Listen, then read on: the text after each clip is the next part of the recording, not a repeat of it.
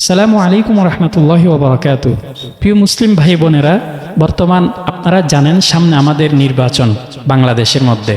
তাহলে আপনি যদি মনে করেন আমার যাকে ইচ্ছা তাকে ভোট দিব, না, মুসলিম হিসাবে আমাদের উচিত করণীয় হলো আমরা ইসলাম দিনদার, যার মাধ্যমে দেশের খেদমত হবে, যার মাধ্যমে ইসলামের খেদমত হবে, আমি তাকে ভোট দিব।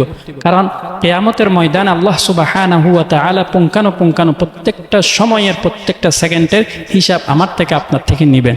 তাহলে এই কথা বলা যাবে না আমার যাকে ইচ্ছা, আমার স্বাধীনতা, যাকে ইচ্ছা তাকে ভোট দিব। তাহলে আপনার এলাকার মধ্যে একজন সুদকুর, ঘুষকুর, জেনাকুর, ইসলামের বিরুদ্ধে কথা বলা আপনি জানেন, তাকে আপনি ভোট দিয়েছেন, ওয়াল্লাহি কিয়ামতের ময়দান আল্লাহর কাঠগড়ায় আপনাকে দাঁড়াতে হবে।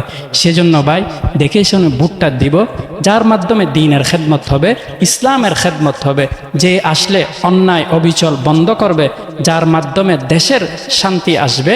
আল্লাহ সুবহানাহু ওয়া তাআলা ওই রকম একজন শাসক যেন আমাদের দেশে প্রতিনিয়ত আল্লাহ সুবহানাহু ওয়া তাআলা দান করেন। সেই জন্য এই ফরিয়াদ করি, আমাদেরও উচিত আমরা ওই রকম ব্যক্তি দেখে আমরা ওই রকম মানুষকে নির্বাচিত করব। আল্লাহ তৌফিক দান করেন, আমিন। ওয়াসসালামু আলাইকুম ওয়া রাহমাতুল্লাহি ওয়া বারাকাতুহু।